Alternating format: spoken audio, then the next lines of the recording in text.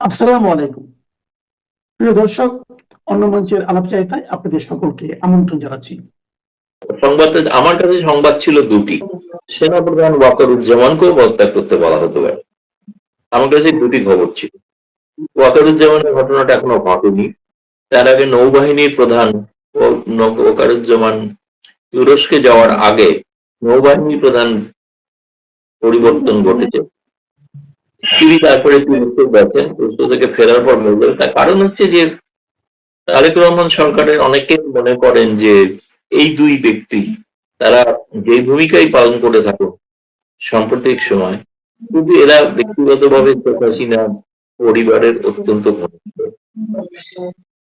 ওয়াকারুজ্জামানের সঙ্গে একটা আত্মীয়তার সম্পর্ক আছে। তবে একটা কথা হচ্ছিল শেখ হাসিনার পক্ষ থেকে, বা আমি অনেকবার বলেছি নানা জায়গায়, 4 আগস্ট 2024 যেরকম সেনাপ্রধান ঘোষণা করেছিলেন যে যদি হাজার হাজার আন্দোলনকারী জমায়েত হয় তাহলে সেনাবাহিনী কোনো গুলি চালাবে না। কারণ আমি প্রশ্ন তুলেছিলাম যে যদি শেখ হাসিনা যেদিন ফিরবে সেদিন যদি এরকম হাজার হাজার কেন লাখো লাখো জমায়েত হন, মানে আমি যা ফিডব্যাক পাচ্ছি তাই ঘটনা ঘটতে পারে, তাহলে সেদিন সেনাবাহিনী কি গুলি চালাবেন না এরকম কোনো সিদ্ধান্ত নেবেন? তো সেটা ওয়াকারুজ্জামান নিলেও নিতে পারেন। সে কারণে হয়তো তাকে তো পরিবর্তন হলে আমি অবাক হব না আর কি। তৃতীয়ত, আর কি হতে পারে? আর কি হতে পারে বলতে এখনো আওয়ামী লীগকে একটা রাজনৈতিক স্পেস দেওয়ার কথা বিএনপি ভাবছে, কিন্তু সেটা শেখ হাসিনাকে মাথায় রেখে নয়। তো এখন ঘটনা হচ্ছে যে তিনি কিন্তু রাজি কিনা আমি জানি না, শুনেছি তিনি রাজি নন, তিনি শেখ হাসিনার পরিবর্তে দায়িত্ব নিতে রাজি নন।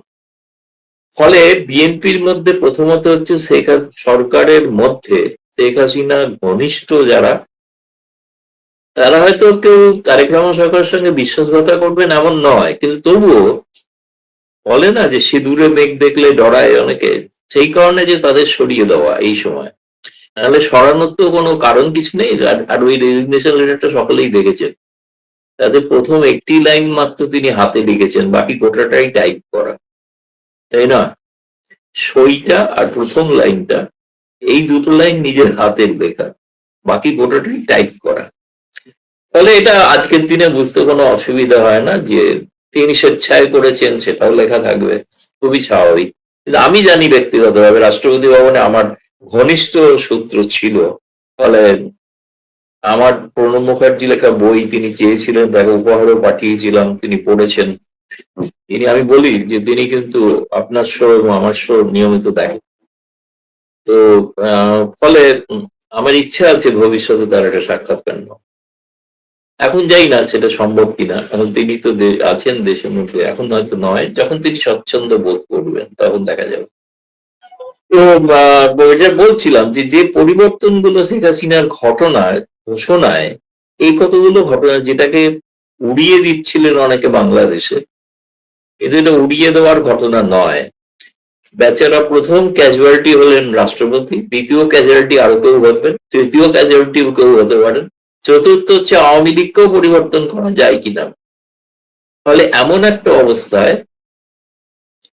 খুবই মানে এটা বলবো যে শেখ হাসিনার ঘোষণায় প্রায় সত্যি মানে এই সরকার কিন্তু সিরিয়াসলি নিয়েছেন, বাকিরা মনে করছেন নাটক, কিন্তু তারেক রহমান সরকার মনে জানেন তারা যে শেখ হাসিনা ঘোষণা যেটা করেন সেটা তিনি করেন এবং করলেন। বলুন কোন গেছে। আমি এই জায়গাটাতে একটু কনফিউজ মনে হয় যে মানে শেখ হাসিনা এই ফিরে আসার বিষয়টা কি কোথাও সীমিত হয়ে গেছে, বা মানে এটা যত বড় ঘটনা ঘটার কথা সেই অর্থে কোনো প্রিপারেশন, কোন ধরনের আয়োজন, ইন্টারনালি কোনো কিছু আরো আগাচ্ছে কিনা, এই বিষয়গুলো কেন যেন একটু ধোঁয়াশা ধোঁয়াশা মনে হয়। দেখুন, এই ঘটনাটা তো শেষ পর্যন্ত তো একটা ভারত সরকারকে সিদ্ধান্ত নিতে হবে। ফলে এই পরিস্থিতিটা এর মধ্যে যেটা ঘটনা, সেটা হচ্ছে যে ভারতে সেপ্টেম্বর মাসে ব্রিক্স শিখর সম্মেলন অনুষ্ঠিত হতে চলেছে। এই খবরটিও প্রথম আমি ব্রেক করি বোধ প্রিন্টে এবং সব জায়গাতেই, যে নরেন্দ্র মোদী প্রধানমন্ত্রী তারেক রহমানকে সফরে আমন্ত্রণ জানিয়েছেন, এবং ধরুন যদি আছেন, এখনো তারা ঘোষণা করেননি এবার আমি একটু ক্ল্যারিফাই করে দিই। গতকাল পররাষ্ট্র মন্ত্রণালয়ের এটা একটা প্রশ্ন হয়েছিল। সে প্রশ্নে পররাষ্ট্র মন্ত্রণালয়ের মুখপাত্র বলেছেন এ বিষয়ে আপনাদের পরে জানানো হবে। একটা তিনি ডিনাই করেন, কিন্তু পরে জানানো হবে এই কারণে যেহেতু এটা সেপ্টেম্বর মাস হবে, বহু দেরি আছে, ফলে সফরের সেই শিখর সম্মেলনের আগে হয়তো ঘোষণা করা হতে পারে কারা কারা আসবে। এখন তারেক রহমানকে আমন্ত্রণ করাটা ব্যক্তিগত প্রধানমন্ত্রী বা ব্যক্তিগত তারেক রহমানকে নয়। এই মুহূর্তে বাংলাদেশ হচ্ছে বিমস্টেকে পৌরোহিত্য করছেন।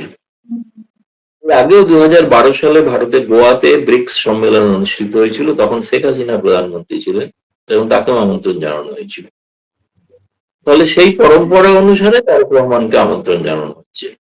এখন ধরুন শেখ হাসিনা যাবেন ডিসেম্বরে, তার আগে সেপ্টেম্বরে তারেক রহমান দিল্লি আসবেন ব্রিক্সের সম্মেলন উপলক্ষে।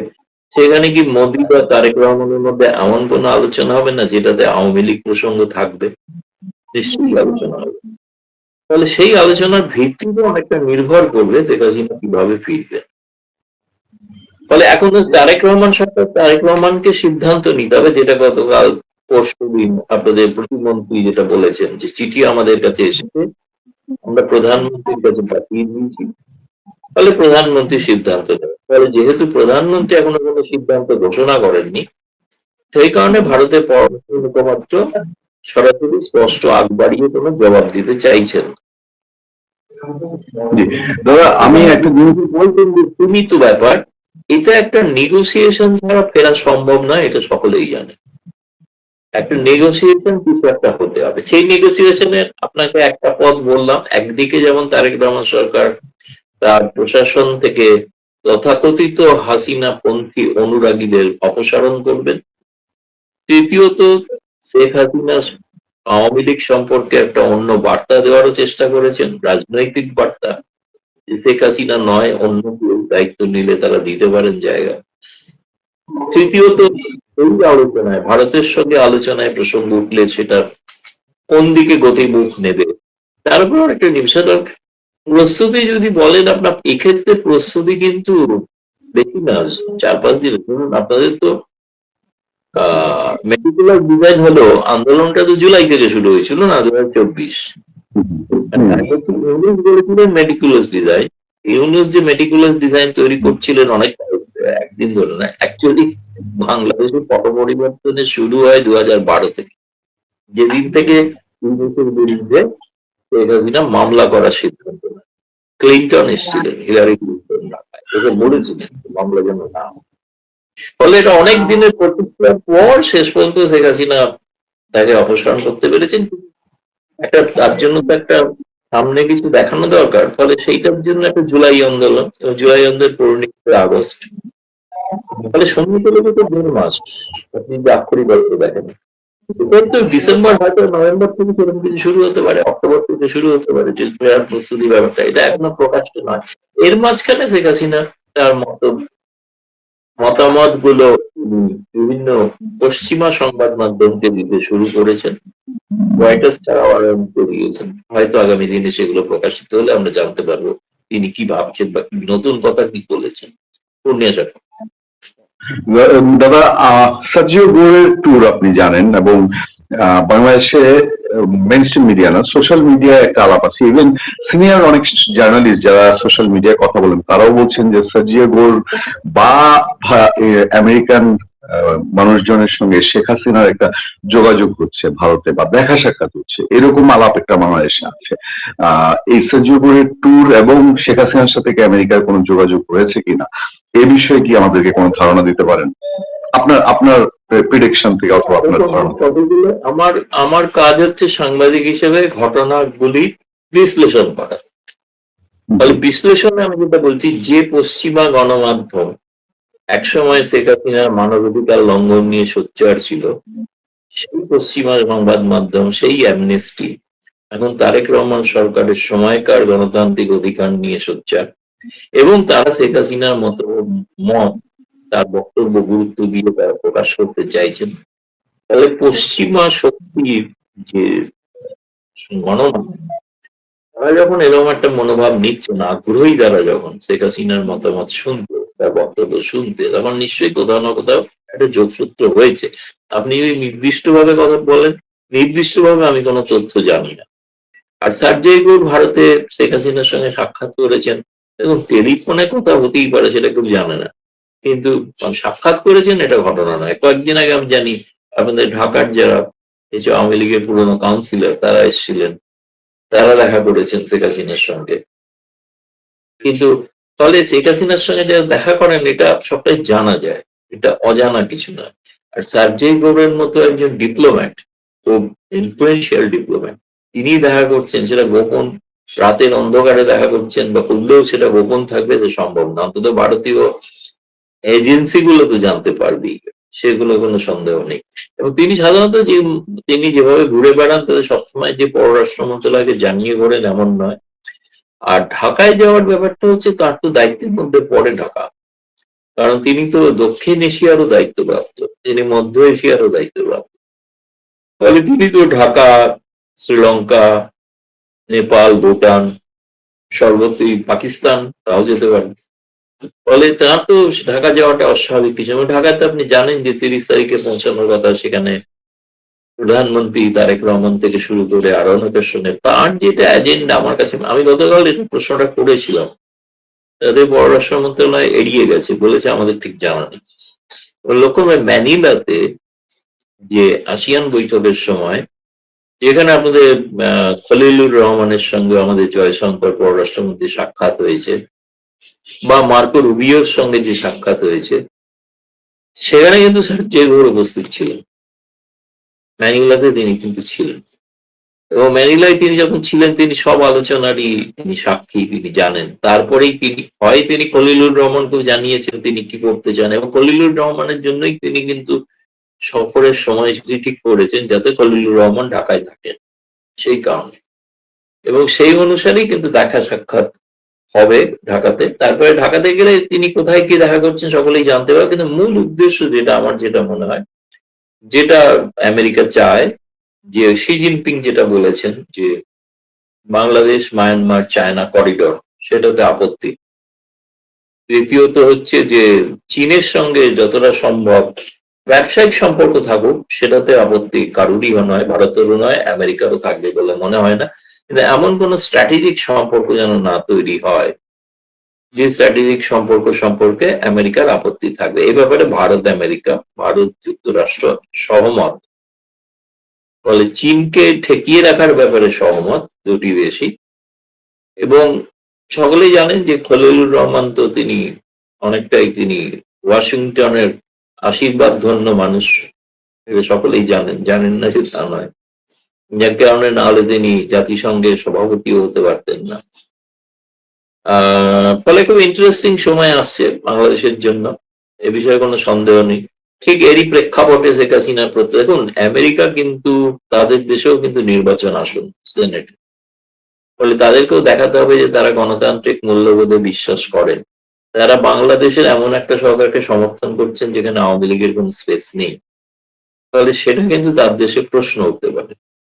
ডেমোক্র্যাটদের সঙ্গে তাদের ফারাক আছে, রাজনৈতিকভাবে আদর্শগতভাবে ফারাক আছে। ডেমোক্র্যাটরা থাকাকালীন তারা আওয়ামী লীগকে পছন্দ করেন না, ডেমোক্র্যাটরাই বলা যেতে পারে শেখ হাসিনা উৎখাতে একটা বড় ভূমিকা পালন করেছিলেন। ইউএস এইড যে পাঠিয়েছিলেন, সেই এইড ট্রাম্প এসে বন্ধ করে দিয়েছে, সব এখনকার মতো দেওয়া হয় না। মার্কিন দূতাবাসে জামায়াত সহ বহু 48 জন যে কর্মী নিয়োগ হয়েছিল তাদের অধিকাংশকেই এখন সরিয়ে দেওয়া হয়েছে, 1-2 জন আছেন সিনিয়র লেভেলে আছেন, বাকিরা নেই। ফলে এক্ষেত্রে একটা খুব আমি বলছি যে ট্রাম্প প্রশাসনের দৃষ্টিভঙ্গি বাইডেন প্রশাসনের দৃষ্টিভঙ্গি থেকে ডিফারেন্ট, আলাদা।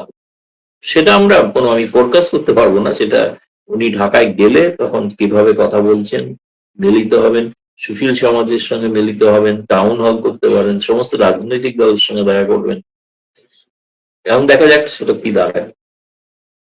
দাদা, আমি সবশেষে একটা প্রসঙ্গে একটু আপনার মতামত জানতে চাই। সেটা হলো, বাংলাদেশে এরকম একটা ব্যাপার আছে, যেমন বিএনপি যদি বলি যে 24-এর পরে কোন সময়ে অত বেশি ভারত বিরোধী বক্তৃতা দেয়নি বিএনপি মানুষজন, মিড লেভেলে দিয়েছে। আর এর আগে শেখ হাসিনা পতনের আগের সময়টা বছর খানেক সময়টা বিএনপি খুব শক্তভাবে ভারত বিরোধী বক্তৃতা দিত। এখন যে যে রাষ্ট্রপতি শাহাবুদ্দিন সরানো হচ্ছে বা অন্যান্য যাদেরকে সরানো হচ্ছে, এমন একটা ধারণা অনেকের মধ্যে আছে যে এটা শুধু আওয়ামী লীগের লোক না, ভারত সংশ্লিষ্ট বা ভারতের সঙ্গে যাদের যোগাযোগ, ভারত যাদেরকে পছন্দ করে এমন মানুষজন কি সরানো হচ্ছে কিনা আপনার কি মনে হয়? বাংলাদেশকে বিএনপি সরকার এসে ভারত ঘনিষ্ঠ মানুষদেরকে গুরুত্বপূর্ণ জায়গা থেকে সরাচ্ছে কিনা, আপনার কাছে কি এরকম মনে হয় কিনা? এটা মনে হতো, আমি নিশ্চিত হতাম যদি আপনাদের স্বরাষ্ট্রমন্ত্রীকে সরিয়ে দেওয়া হয়। কিন্তু 9 বছর ভারতে ছিলেন রয়ের তত্ত্বাবধানে, ইনি তো বহাল তবিয়তে আছেন না, তাহলে ভারতপন্থী মানুষ ক্যাবিনেটে আছেন। আমি এখনো বিশ্বাস করতে রাজি নই যে ভারতপন্থী বলে সরিয়ে দেওয়া হচ্ছে। এইখানে শেখ হাসিনার এইখানে কোনো রোল নাই। শেখ হাসিনার আশা নিয়ে উনি যে ফিরবেন এইটা নিয়ে কোনো কথা নাই। শেখ হাসিনা ফেরার কথা যখন ঘোষণা দিয়েছেন, শেখ হাসিনা এখানে ফিরবেন, এইটা ঠেকা রাখা যাবে না। আর যদি আর্মির মধ্যে কোনো এরকম চেঞ্জেস যদি করতে যায় বা কিছু, তাহলে I don't know, we have আমাদের সামনে we have the example of Nawaz Sharif, with the example how he wanted to remove Pervez Musharraf, he did not allow his aircraft to land. এখন এইখানে কি হবে আমি জানি না। So we have to be very careful, we have to understand, এবং এই timings গুলি খুব ইম্পর্টেন্ট হয় একটা রাষ্ট্রের জন্য। সো দেখা যাক। আমি জানি না what kind of relationship the Prime Minister is having with the Army Chief এই মুহূর্তে। I'm sure it must be good, খারাপ হবে না হয়তো।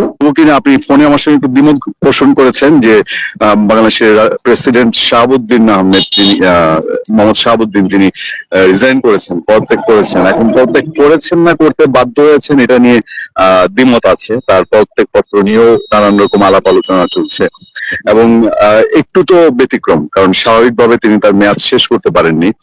হয়তোবা বিএনপি ক্ষমতা এসছে, বিএনপি তার রাষ্ট্রপতি বসাবে, এটা একটা ব্যাপার ছিল, কিন্তু দুইটা আলোচনা খুব নানান রকম কথার সূত্র তৈরি করছে। একটা হলো বলা হচ্ছিল তার সাথে শেখ হাসিনার ফোনে কথা হয়েছে, সাবেক প্রধানমন্ত্রী, যদিও রাষ্ট্রপতি সেটা অস্বীকার করেছেন। তিনি বলেছেন যে এটা একেবারে বেসলেস। আরেকটা আলাপ আছে যে রাষ্ট্রপতি পদত্যাগের আগে শেখ হাসিনার ঘোষণা ছিল যে তিনি ডিসেম্বরে আসতে চান। অনেকে মনে করছেন যে সরকার নানা রকম প্রিপারেশন নিচ্ছে, সরকার সর্বদলীয় বৈঠক করেছে, সেই পারপাসে কি শেখ হাসিনা ডিসেম্বরে ফেরার ঘোষণার সাথে প্রেসিডেন্ট শাহাবুদ্দিনকে সরিয়ে দেওয়ার কোনো সম্পর্ক আছে কিনা, আমি এই বিষয়ে একটু আপনার কাছ থেকে বিশ্লেষণ আশা করি। আপনি পুরো বিষয়টি কিভাবে দেখছেন অ্যাডভোকেট মহসিন রশিদ? জি, অফকোর্স উনাকে রিকোয়েস্ট করা হয়েছে। আমি যতটুকু জানি 21 তারিখে এই রিকোয়েস্টটা করেছেন প্রাইম মিনিস্টার তারেক। আমার যতটুকু খবর সেটা হলো 21 তারিখে এই রিকোয়েস্টটা করেছেন, এবং এই রিকোয়েস্টের আগে যখন তারেক সাহেব এসেছেন, প্রেসিডেন্টের সাথে কথা বলেছেন, উঠেছেন, বসেছেন ওনার সাথে, তখন প্রেসিডেন্ট সাহেব নিজেই অফার করেছিলেন যে আপনি যখন বলবেন যে এখন আপনি আপনার দলীয় লোক দিতে চান বা আপনার নিজস্ব রাষ্ট্রপতি রাখতে চান, তখন আমি রিজাইন করব, আপনি খালি জানিয়ে দিয়েন আমাকে। তো প্রাইম মিনিস্টার জানিয়েছেন, জানার পরে উনি রিজাইন করেছেন। এইখানে কোনো ধরনের প্রবলেম নাই। ইট ইজ নট যে শেখ হাসিনার সাথে ওনার কথা হয়েছে কিনা, আর কথা তো হতেই পারে, আমি বলছি না যে হয়েছে, কিন্তু আমি এক নাগরিক হিসাবে জাস্ট বলি যে উনি যদি কথা বলতে চান বলবেন। আমি কি কথা বলতে পারি না? আপনি কি কথা বলতে পারেন না? কোনো মানা আছে কোনো নাগরিকের কথা বলার জন্য? কোনো আইন আছে যে শেখ হাসিনার সাথে কথা বলা যাবে না? সেই শেখ হাসিনা এই দেশের নাগরিক। Sheikh Hasina de facto prime minister. She's not the de jure prime minister. Tariq Shah was the de jure prime minister, but de facto prime minister. উনি prime minister হিসাবে আপনারা ওনাকে রেখে এসেছেন। উনি এখানে প্রাইম মিনিস্টারের প্রটোকলে আছেন। এখন উনি বলেছেন যে উনি দেশে ফিরতে চান, দেশে ফিরবেন।